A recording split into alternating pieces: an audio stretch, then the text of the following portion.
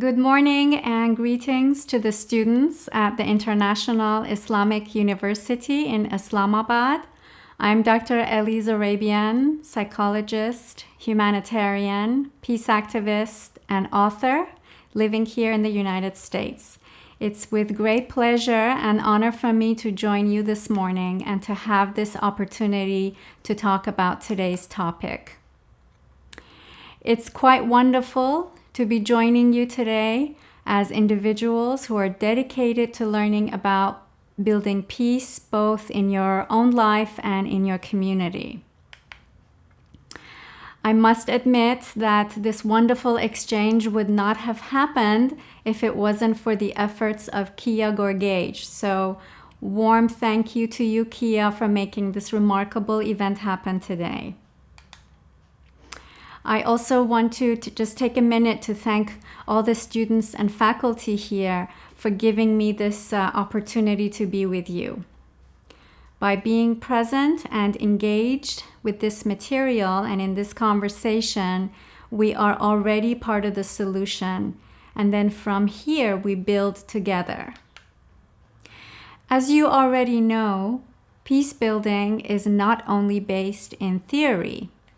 It's not enough for us to just get together, learn, and talk about peace, or create a theoretical model or approach to conflict management. For peace building to really work, it has to be applied knowledge, meaning it has to be practiced. So the simple fact that I'm here today with you, sharing this space, this stranger, this woman from halfway across the globe talking to you in Pakistan about peace building, comes directly from applying this knowledge to my own life and practicing it. So coming together and doing this work did not just happen out of thin air. It was created out of a deliberate way of thinking and living, which has in return created this outcome. And so peace building is an active and not a passive process.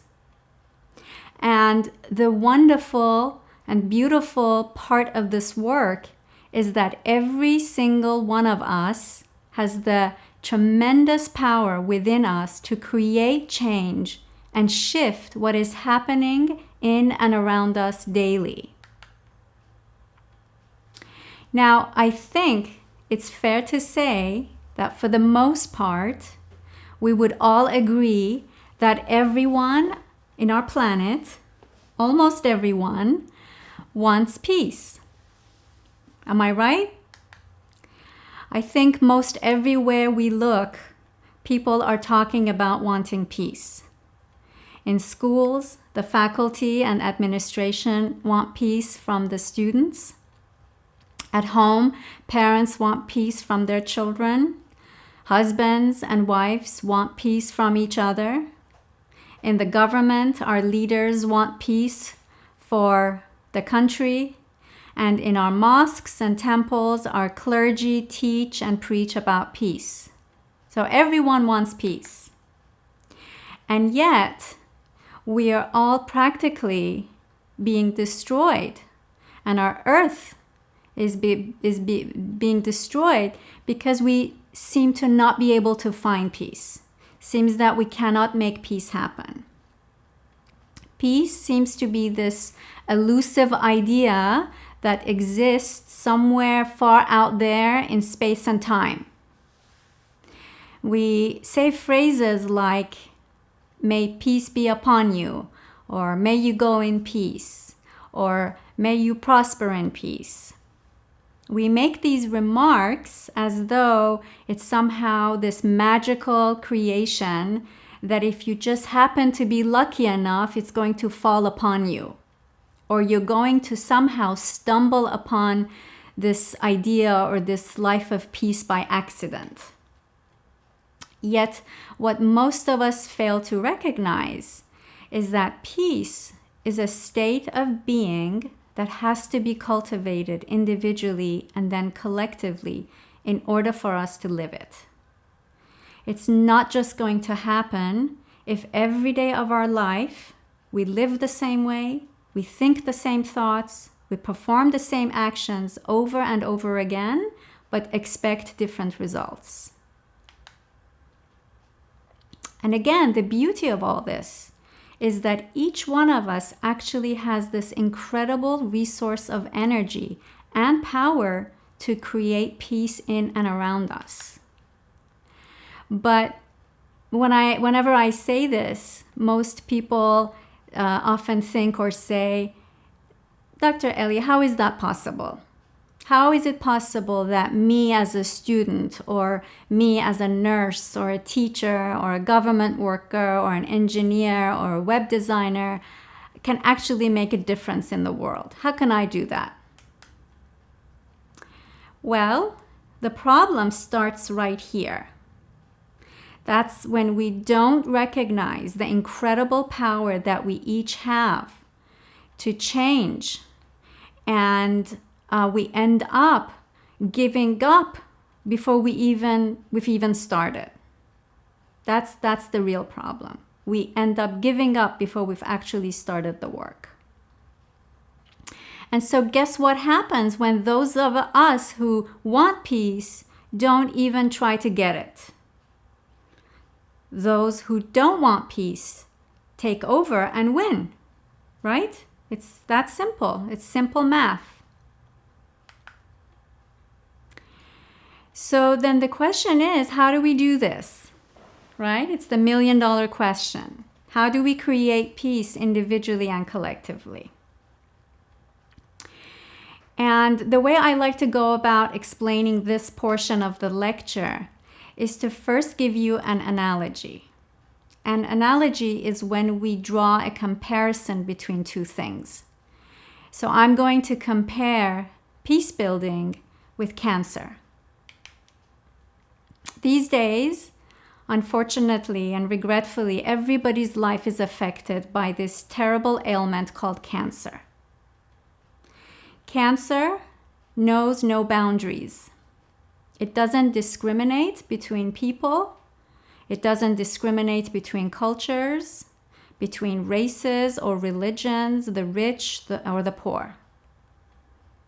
Cancer cells take over when the host's own cells turn against itself and eventually kills itself and then the host. To me, war and terrorism are just like cancer. When we have individuals who turn against other individuals and eventually take themselves and others out, then it works just like cancer. There's no difference. And we are, unfortunately, as a globe, being afflicted by cancer. And I mean that both literally and metaphorically.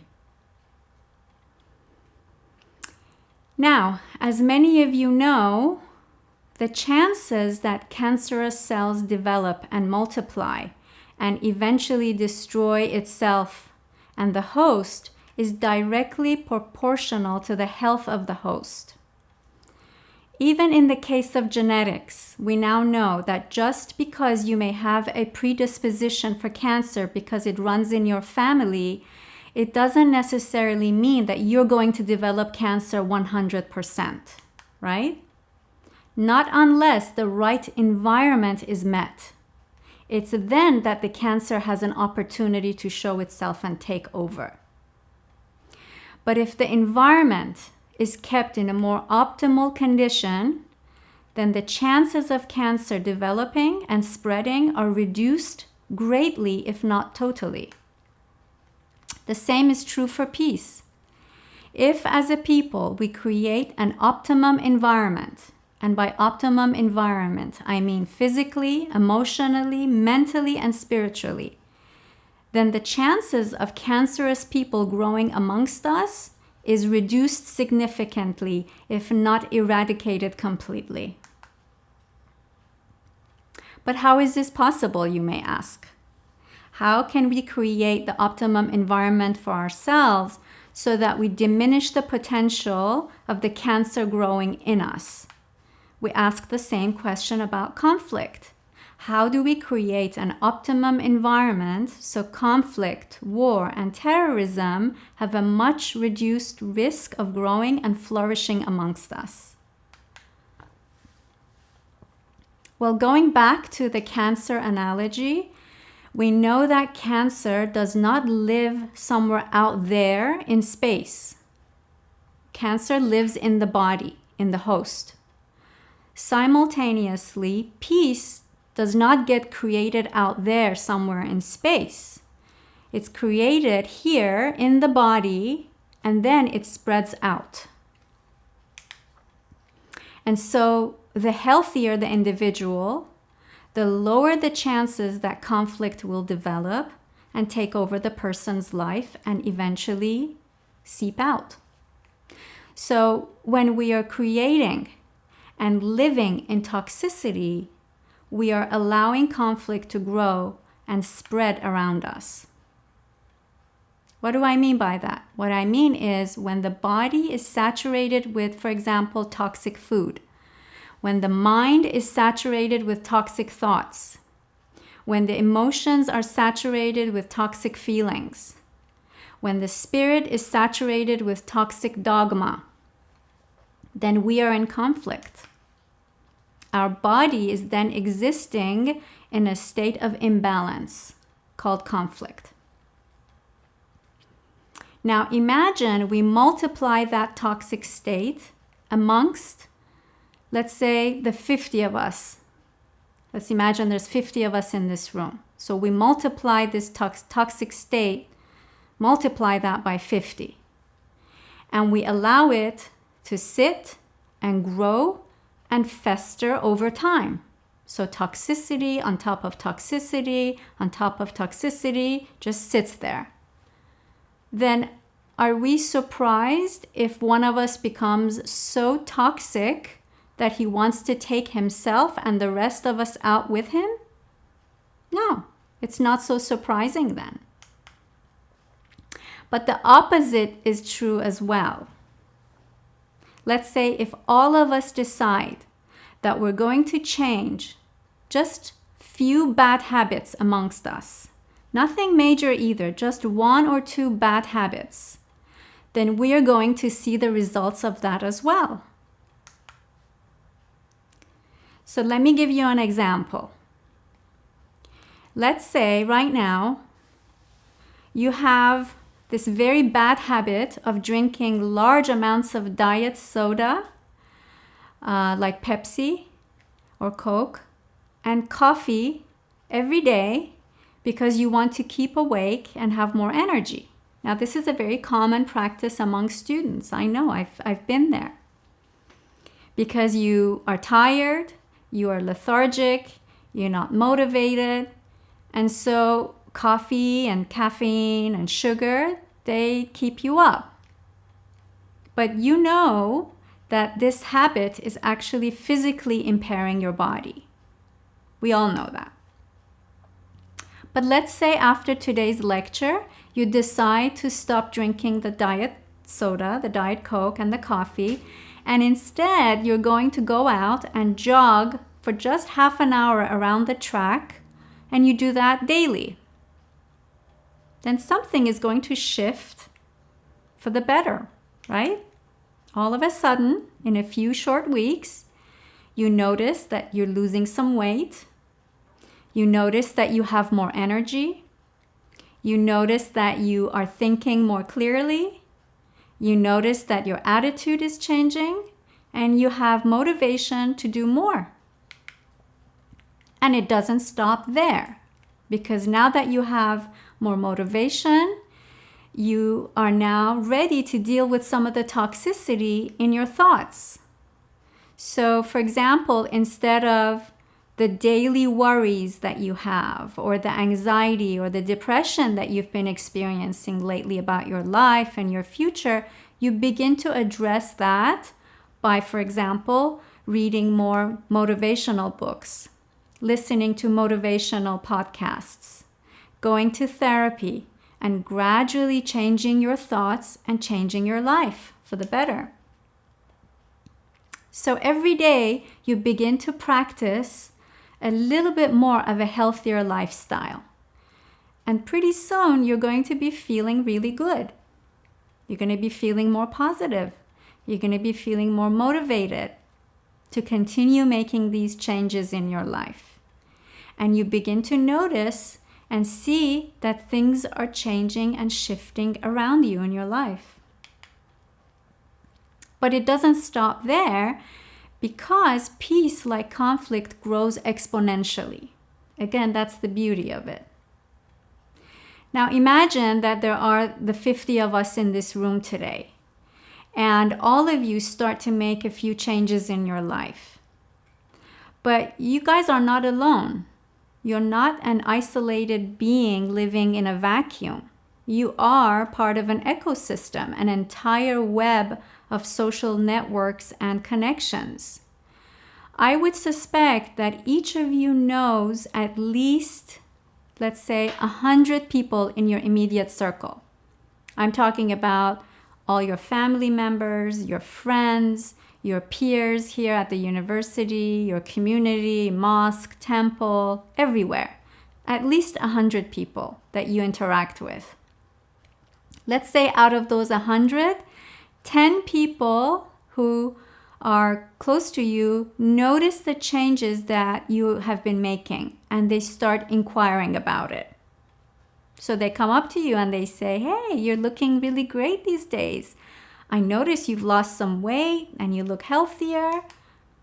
And then you start sharing your story with them. You start telling them how you're changing a few things around in your life, you're eating better, you're exercising, you're reading some motivational books, you're in therapy, you're really changing your life for the better. Well, guess what? Out of 100 people around you, you have now influenced at least 10 people in your immediate circle who also want to feel good and do better because they've noticed you. When they notice you, they want what you have. And so they are going to ask you, I need to lose some weight too. Can I start jogging with you? Or, I need to deal with my depression. Can you recommend a few good books or the therapist you're going to see? I want to do that too. Now, given that we have 50 people in this room, we multiply that with the 10 people you've influenced in your life.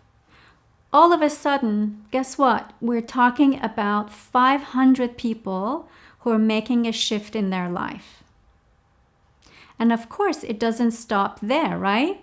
Because those 10 people in your life will go on to influence another 10 in their life.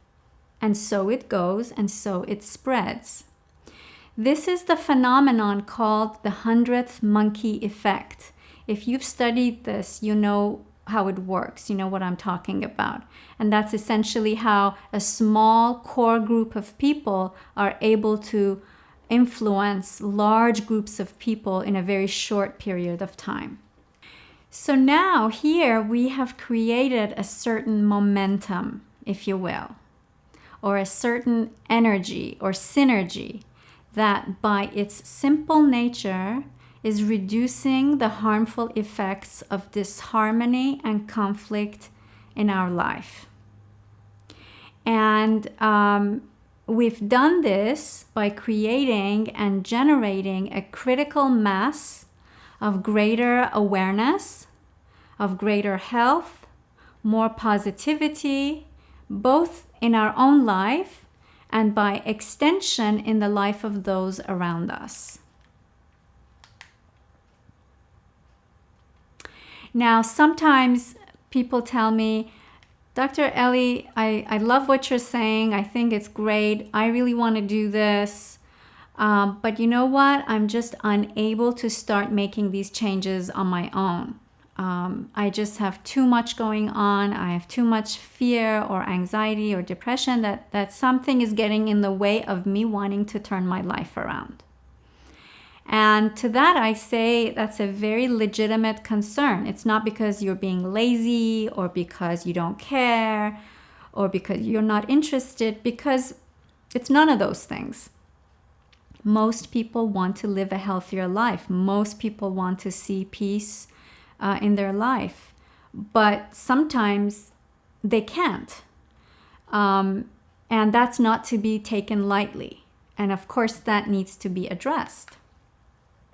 And so if some of you think that this may be your struggle right now, that you really do want to start changing your life around, want to make some shifts, but you just can't, then you may be dealing with symptoms of trauma.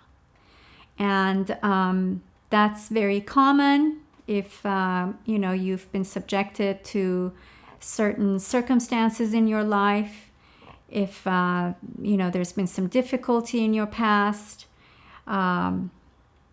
If that's been the case, then we need to address that more formally. And if you are interested in furthering our discussion about the impact of trauma, then we can certainly see if we're able to coordinate this as another topic of discourse or even a course of study with your program. When we discuss the impact of trauma, you'll be able to better understand what happens in the mind and in the body when you're traumatized. And you'll also be able to better understand what needs to be done in order to override those symptoms so that you are able to move on with your life and create a better situation for yourself. But for now, I'm going to pause and let you digest some of this material, and then we can come back together again for the Q&A portion of this talk and resume the conversation. So for now, God bless, and I'll see you soon. Bye-bye.